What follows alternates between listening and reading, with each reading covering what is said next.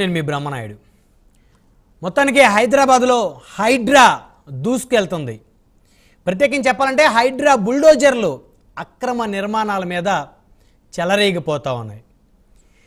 అయితే చెరువులు కుంటలు వాటి బఫర్ జోన్లో ఏవైతే నిర్మాణాలు జరిగాయి అక్రమ నిర్మాణాలు, సో వాటి మీద పూర్తిగా హైడ్రా ఫోకస్ పెట్టింది. ఇప్పటికే కొన్ని వందల అక్రమ నిర్మాణాలను హైడ్రా కూల్చిపారేసింది. మరి అయితే అందులో చాలా వరకు కూడా అపార్ట్మెంట్లు కూడా ఉన్నటువంటి పరిస్థితి ఉంది. అంటే సాధారణంగా ఒక మధ్యతరగతి కుటుంబం ఒక అపార్ట్మెంట్లో ఫ్లాట్ కొనుక్కొని ఏదైతే బ్యాంకులో లోన్ తీసుకుంటే మరి ఆ నిర్మాణం అక్రమని తేలి హైడ్రా కూల్చి పారేస్తే మరి వారి పరిస్థితి ఏంటి? మరి ఆ బ్యాంకర్లకి డబ్బులు చెల్లించాలా వద్దా? ఆ ఫ్లాట్ని బ్యాంకులో తనఖా పెట్టి లోన్ తీసుకుంటే దాని పరిస్థితి ఏంటి? ఎవరు చెల్లించాలి? ఎలా చెల్లించాలి? ఎప్పుడు చెల్లించాలి? సో దీనికి సంబంధించి మరొక 1-2 రోజుల్లో హైడ్రా కమిషనర్ రంగనాథ్ బ్యాంకర్లతోటి సమావేశం అవుతున్నట్లయితే తెలుస్తోంది. అయితే వారికి ఏ విధమైనటువంటి ఇన్స్ట్రక్షన్స్ ఇవ్వనున్నారు? ఇక మీదట ఇళ్ళకి ప్రత్యేకించి హైదరాబాదులో జరిగేటువంటి నిర్మాణాలకి బ్యాంకులు లోన్లు ఇవ్వాలంటే ఖచ్చితంగా హైడ్రా పర్మిషన్ తప్పనిసరా చేయనున్నారా అనేటువంటి అంశాలన్నీ కూడా చర్చిద్దాం. ఇదే వాళ్ళ ప్రైమ్ డిబేట్లో మనతో పాల్గొనడం కోసం బిఎస్ రాంబాబు గారు, all India bank employees national secretary, మనతోటి వారు జూమ్ కాల్ అందుబాటులో ఉన్నారు.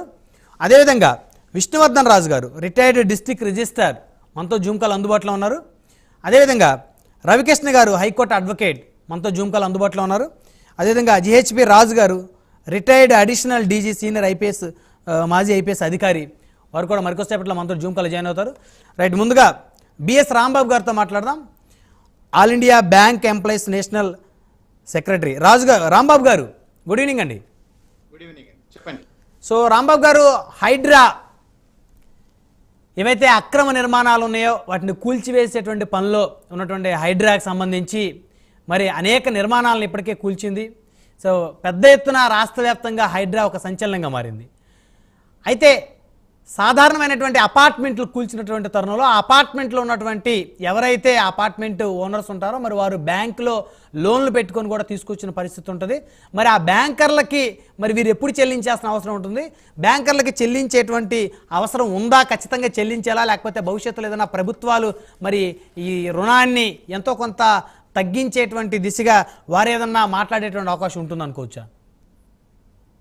మొట్టమొదటిగా ఈ మధ్య సంచలనం సృష్టిస్తున్నటువంటి హైడ్రా ఏదైతే ఉందో ఈ సామాన్యులకి అందరికీ అర్థం కానటువంటిది. అనుమతులు ఉన్న తర్వాత ఈ నా వాయిస్ మీకు డిసౌండ్ ఇస్తుంది.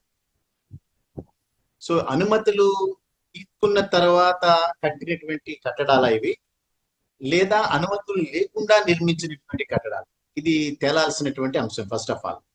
రెండోది, ఎప్పుడైతే బ్యాంక్స్ లోన్స్ అనేటటువంటివి ఇస్తాయో దానిలో చాలా డాక్యుమెంట్స్ అనేటటువంటిది వెరిఫై చేసుకున్న తర్వాత మాత్రమే ఈ రుణాలు ఇవ్వబడతాయి అనేటటువంటిది ప్రధానంగా గమనించాల్సినటువంటి అంశం.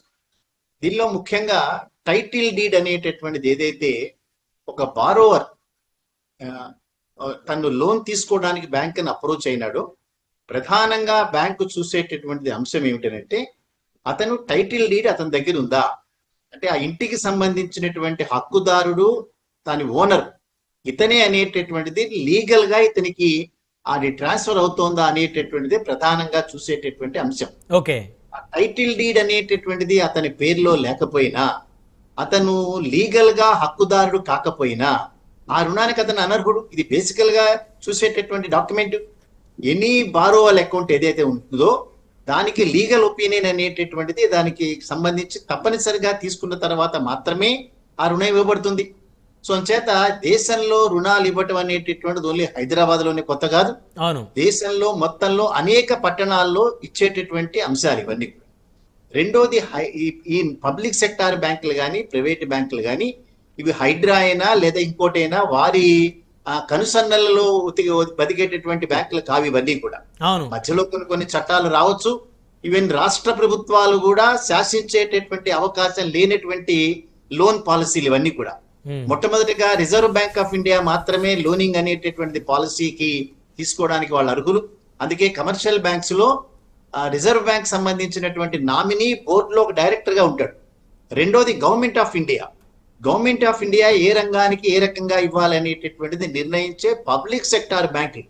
అంటే కేంద్ర ప్రభుత్వంలో ఉండేటటువంటి అధికారులు మాత్రమే దీనికి ఏదైనా ఒక ఇన్స్ట్రక్షన్ ఇవ్వడానికి అర్హులు వాళ్ళు. ఎందుకంటే ఇందాక మీరు అన్నారు కదా, హైడ్రా రేపొద్దున ఏదో బ్యాంక్ సమావేశం పెట్టి ఏ రకమైన ఇన్స్ట్రక్షన్స్ అనేటటువంటిది.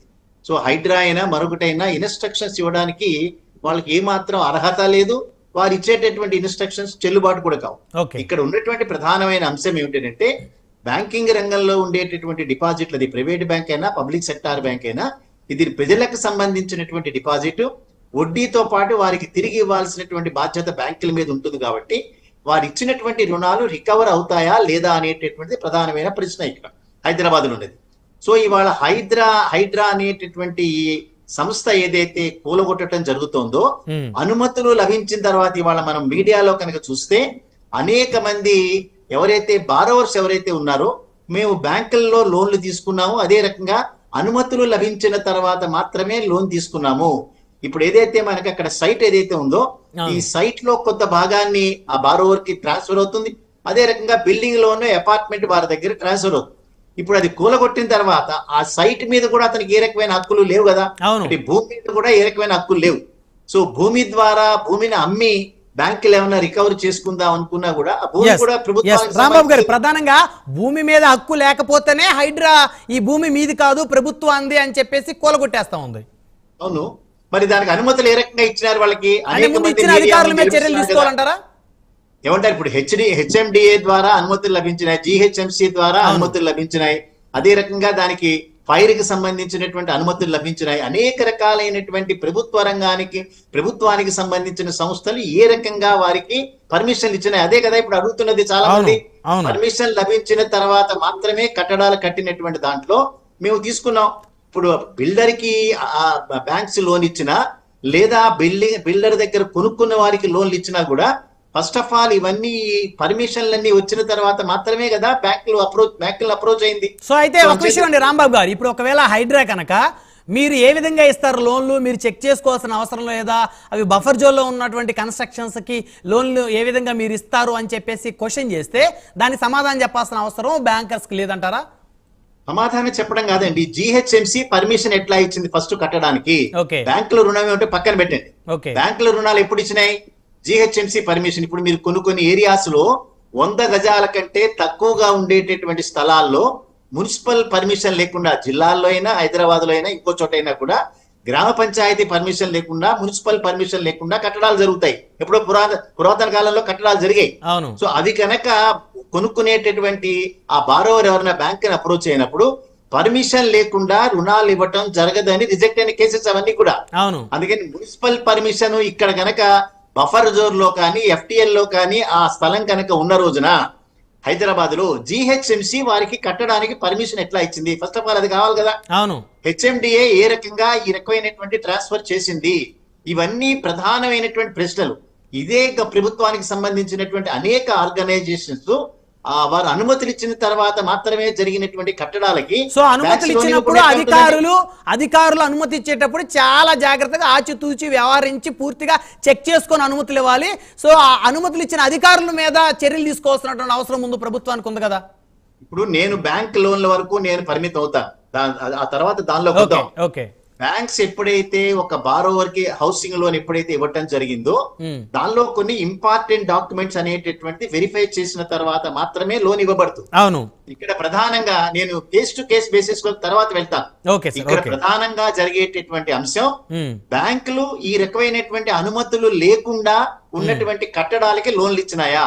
అది చాలా తప్పది. అది హైడ్రా కూలగొట్టినా ఇంకోళ్ళ కూలగొట్టినా కూడా అది ఎట్టి పరిస్థితిలో ఇవ్వడానికి వీల్లేనటువంటి.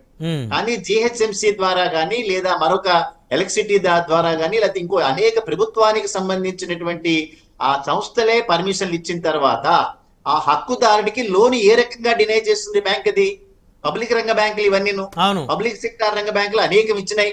ప్రభుత్వ రంగంలో ఉండే ప్రైవేట్ రంగంలో ఉండే బ్యాంకులు కూడా వాళ్ళు అనుమతి ఇచ్చినారు వాళ్ళు. సో ఇక్కడ ప్రధానంగా అనుమతులు లభించిన తర్వాత, ఎందుకంటే నేను మీడియాలో చూసిన దాంట్లో అనేక మంది మీడియా ముందు ఏడుస్తూ చెప్పింది ఏంటంటే, మేము అనుమతులన్నీ చూసుకున్న తర్వాత మాత్రమే దీనిలో మేము పర్చేజ్ చేసామని అంటున్నారు. అంటే ఈ అనుమతులన్నీ ఉన్న తర్వాత వాళ్ళు రుణాలకి అర్హులైనప్పుడు బ్యాంక్స్ దాన్ని డినై చేయలేవు. ఇప్పుడు ఇవాళ ప్రధానమైనటువంటి ప్రశ్న, కోర్టులు తేలాల్సిన అంశం కూడా, అనుమతులు ఇచ్చింది ఈ ప్రభుత్వాలే, అనుమతులు ఇచ్చి కట్టడానికి ఎంకరేజ్ చేసింది ఈ ప్రభుత్వాలే. లేదు వారెవరో ఇచ్చారు మేము దాన్ని కూలగొడతామని వీళ్ళు అన్నప్పుడు మధ్యలో నష్టపోయేది వీళ్ళు కదా. అందుకని బ్యాంకులు విపరీతంగా నష్టపోయేటటువంటి ప్రమాదం ఉంది. ఒక్క విషయం రాంబాబు గారు, ఒక మధ్య తరగతి వ్యక్తి, సాధారణ ఒక ప్రైవేట్ ఎంప్లాయీ అనుకుందాం, ప్రభుత్వ ఎంప్లాయీ కూడా కాదు, ఒక ప్రైవేట్ ఎంప్లాయీ ఏదైతే ఒక అపార్ట్మెంట్ లో ఫ్లాట్ కొనుక్కుంటే అది బఫర్ జోన్ కింద అపార్ట్మెంట్ వస్తే హైడ్రా దాన్ని కూల్చినటువంటి తరుణంలో ఇక ఆ ప్రైవేట్ ఎంప్లాయీ అతనికి ఏ ఆస్తి లేనటువంటి పరిస్థితుల్లో, ఓన్లీ ఒక ఫ్లాట్ మాత్రమే అతనికి ఉన్న పరిస్థితుల్లో అతను ఇంకా నేను కట్టేటువంటి పరిస్థితి లేదు, నా ఇల్లును కూడా కూలిపోయిన పరిస్థితి కాబట్టి అని చెప్పేసి అతను హ్యాండ్సప్ చేస్తే బ్యాంకర్లు ఏం చేయగలుగుతారు? ఏమీ చేయలేరండి. ఏం చేస్తారు? ఇప్పుడు 80% కదా బ్యాంక్ లో రుణాలు ఇచ్చేది, మిగతా 20% కూడా అతను నష్టపోయినాడు కదా, అతని జేబులోంచి వచ్చేటటువంటి. సో అక్కడ కట్టడమే లేనప్పుడు అతను ఎక్కడి నుంచి రీపే చేయగలుగుతాడు బ్యాంకుకి? ఇప్పుడు అతను రుణ అవసరం ఉండే కదా బ్యాంక్ ని అప్రోచ్ అయింది, అన్ని అనుమతులు వచ్చిన తర్వాత కదే కదా అతను బ్యాంక్ ని అప్రోచ్ అయింది. ఒకవేళ అతనికి వేరే ప్రాపర్టీ ఏదైనా ఉంటే, ఎవరున్నా కూడా బార్ కౌన్సిల్ లో రిజిస్టర్ అయినటువంటి ఒక అడ్వకేట్ ఇచ్చినటువంటి లీగల్ ఒపీనియన్ ఏదైతే ఉందో, ఆ లీగల్ ఒపీనియన్ దేన్ని బేస్ చేసుకుని ఇచ్చినాడు? అనుమతులన్నీ ఉన్న తర్వాత మాత్రమే రుణానికి అర్హుడు అనేటటువంటిది లీగల్ ఒపీనియన్ వచ్చిన తర్వాత మాత్రమే బ్యాంకులు రుణాలు ఇచ్చినాయి. అందుకని తప్పనిసరిగా ప్రభుత్వమే ఆ రుణం పే చేయాలి, అంతేగాని ఇక్కడ ఇండివిజువల్ గా పే చేయడానికి కుదరదంటే పొద్దున ప్రశ్న వస్తుంది. ప్రభుత్వం మీద ఒత్తిడి వస్తుంది అయితే ఖచ్చితంగా భవిష్యత్తు